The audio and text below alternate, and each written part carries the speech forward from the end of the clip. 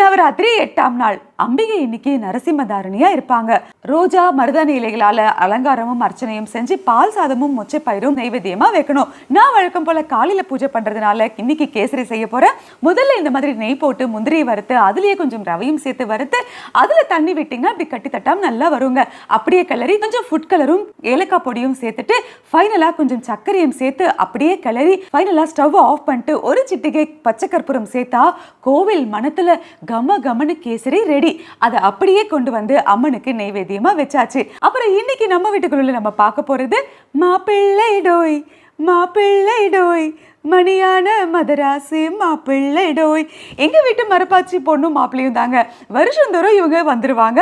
நானும் இவங்களுக்கு சீர் கொடுக்க தவறதே இல்லை. இங்க பாத்தீங்களா, எங்க வீட்டு மாப்பிள்ளைக்கு நான் பித்தளையில சீர் மட்டும் இல்லைங்க, வெள்ளியிலேயே அத்தனை பாத்திரங்களும் சீரா வச்சிருக்கேன். மாப்பிள்ளை கையில பாத்தீங்களா வெள்ளி விசிறி, காலடியில கொடை, பக்கத்துல சேரு எல்லாமே கொடுத்துருக்கேங்க.